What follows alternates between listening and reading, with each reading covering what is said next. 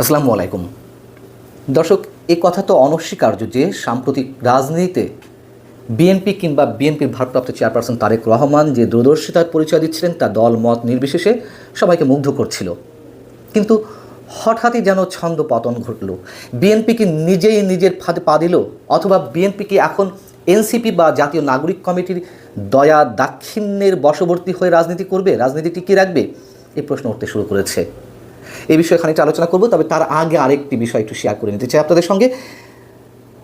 গত 2-3 দিনে যে আন্দোলন আওয়ামী লীগ নিষিদ্ধের দাবিতে, সেটি কি জুলাই আন্দোলন বা গণ অভ্যুত্থানে যারা রক্ত দিয়েছেন, নিহত হয়েছেন, আহত হয়েছেন, তাদের রক্তের প্রতি লিগেসি থেকে আওয়ামী লীগ নিষিদ্ধের এই দাবি, নাকি স্রেফ রাজনৈতিক ফায়দা হাসিলের জন্য বা বিদেশি কোনো চক্রান্তের অংশ হিসেবে হাসনাত আবদুল্লাহরা এই আন্দোলনের সূচনাটি করেছিলেন? এমনিতেই তো সবার কাছে অনেকখানি পরিষ্কার হয়েছে যে এটি একটি সাজানো নাটক ছিল। আমি সাজানো নাটক বাদ দিলাম, পরবর্তীতে যেটি স্পষ্ট হয়ে উঠেছে যে তারা আসলে অভ্যুত্থানে নিহত বা আহতদের রক্তের সঙ্গে প্রতারণা করেছেন কিনা। তার কারণ এটি একেবারে স্পষ্ট। যখন শনিবার রাতে উপদেষ্টা পরিষদের বৈঠক শেষে আওয়ামী লীগ নিষিদ্ধের, সাময়িক নিষিদ্ধের যে বিষয়টি জানানো হলো সরকারের পক্ষ থেকে, এবং একই সঙ্গে বিচারিক প্রক্রিয়ার যে রোডম্যাপ ঘোষণা করা হলো, তার পরবর্তীতে নানান ধরনের আলোচনার ভিত্তিতে হাসনাত আবদুল্লাহ তিনি গিয়ে শাহবাগে জামায়াত মঞ্চে উপস্থিত হয়ে বললেন যে আওয়ামী লীগের কার্যক্রম নিষিদ্ধ করে সোমবার সরকারের প্রজ্ঞাপন জারির পর আনন্দ মিছিল করা হবে। এবং তারপর সেখান থেকে এনসিপি এবং অন্যান্য যে ইসলামী কয়েকটি রাজনৈতিক দল ছিল তাদের নেতারা, কর্মীরা সেই মঞ্চ ত্যাগ করলেন। কিন্তু সেখানে রয়ে গেলেন কারা?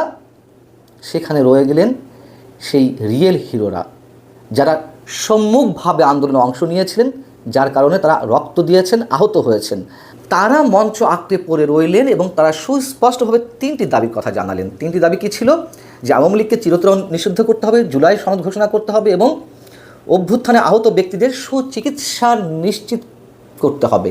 এইগুলো পূরণ হলে তারপরে তারা জামায়াত স্থল বা মঞ্চস্থল ত্যাগ করবেন। এবং আমি যতক্ষণে এই ভিডিওটি করছি তখন পর্যন্ত রাত 9টা, 9:30 পর্যন্ত তারা সেখানে অবস্থান করছেন। কথা হচ্ছে যে কেন শুধুমাত্র তারা রয়ে গেলেন? কেন হাসনাত আবদুল্লাহ শেষ পর্যন্ত তাদের সাথে রইলেন না? সরকারের পক্ষ থেকে একটি দাবি আদায় করে নিল, রাজনৈতিক ফায়দা হাসিল হলো, তারপরে আহতদের বাদ দিয়ে তারা চলে গেলেন। অন্তত তাদের সুচিকিৎসার দাবিটি, আমি চিরতরে আওয়ামী লীগ বন্ধ কিংবা জুলাই সনদ ঘোষণা এগুলো কথা বাদ দিলাম, কত হাজার মানুষ আহত হয়েছেন, তাদের সুচিকিৎসার বিষয়টি নিশ্চিত করা যেত না? এবং তাদের সঙ্গে একত্রতা প্রকাশ করে হাসনাত আবদুল্লাহ বা অন্যান্য যে রাজনৈতিক দলগুলো গলা ফাটালেন রাত দিন আওয়ামী লীগ নিষিদ্ধের দাবিতে, তারা তাদের সাথে থাকতে পারলেন না। কেন থাকলেন না? স্পষ্ট তো আমাদের কাছে, আমাদের সামনে প্রমাণিত হচ্ছে যে বিষয়টি কি। এখন প্রতারণা তারা করছেন, আমরা কি বলবো যে আহত রয়েছেন তারাই প্রতারণা করছেন? বিষয়টি কি তাই, নাকি হাসনাত আবদুল্লাহরা তাদের সঙ্গে প্রতারণা করলেন?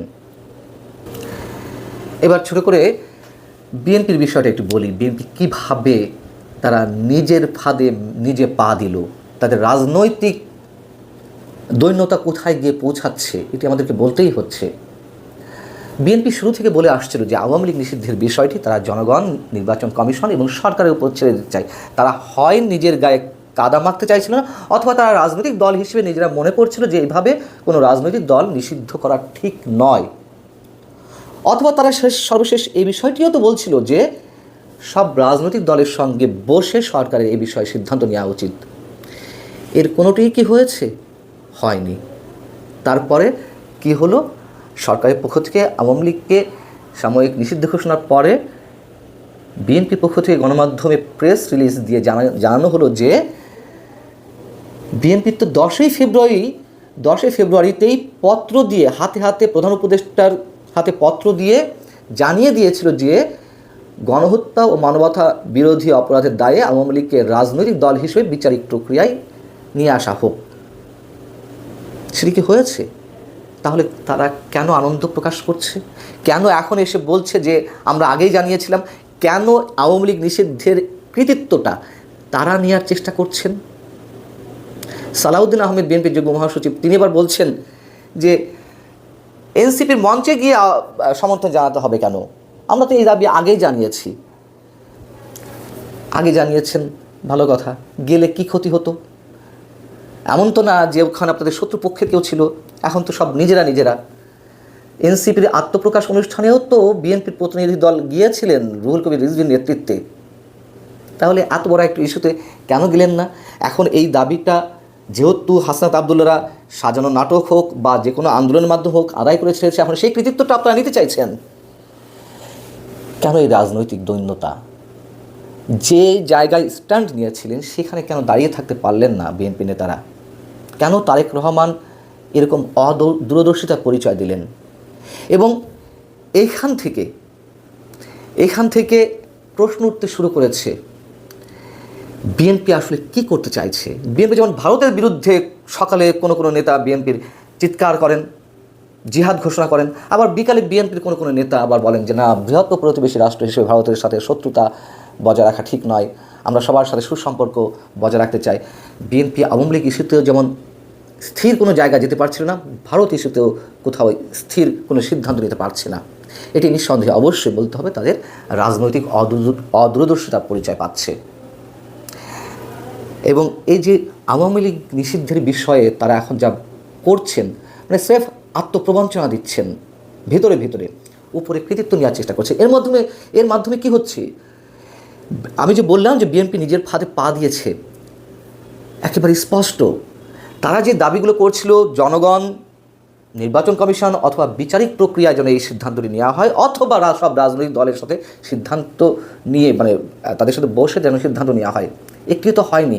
অতএব তাহলে এখন বিএনপিকে বাইরে রেখে সরকার যদি কোনো সিদ্ধান্ত নেয়, বিএনপির তো নৈতিক কোনো ভিত্তি থাকবে না, এই প্রশ্ন তুলতে পারবে না যে এই সিদ্ধান্তটি কেন আইনি প্রক্রিয়ার বাইরে নেওয়া হলো, এই সিদ্ধান্তটি কেন রাজনৈতিক দলগুলোর সাথে সলা পরামর্শ করা ছাড়া কিভাবে এই সিদ্ধান্তটি নেওয়া হলো। বিএনপি সেই নৈতিক ভিত্তি হারিয়ে ফেলেছে। এবং এই যে বিএনপির কৃতিত্ব নেওয়ার যে বিষয়টি, সেটি এই প্রমাণ করছে যে, এবং যে একটি কথিত আন্দোলনের মাধ্যমে এই বিষয়টি আদায় করে নেওয়া হলো, আওয়ামী লীগের রাজনীতি সাময়িক নিষিদ্ধের বিষয়টি, এখন বিষয় হচ্ছে প্রমাণ হলো বিএনপিকে ছাড়াই এই সাবেক ছাত্র সমন্বয়করা বা এনসিপি যে কোনো কিছু আদায় করে নিতে পারে।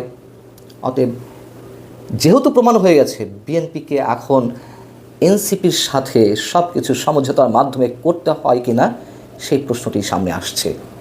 এবং আমরা হয়তো দেখব তেমনটাই, যদি আমাদের জন্য সেটি লজ্জার যে বৃহৎ কোনো রাজনৈতিক শক্তির সঙ্গে বিএনপির রফা-দফা সমঝোতা সেগুলো মানা যায়, কিন্তু যেই এনসিপিকে দুদিন আগেও তারা বলছে যে এরা তো শিশু, এরা রাজনীতি কিছু বোঝে না, সেই এনসিপির সঙ্গে তাদেরকে অনেক বড় বিষয়ে সমঝোতায় যেতে হবে। এবং তাদের দয়া দাক্ষিণ্যেই রাজনীতি করতে হয় কিনা আগামীতে বিএনপিকে, সেটি এখন অনেকের কাছে বড় প্রশ্ন। আল্লাহ হাফিজ, ভালো থাকুন সবাই।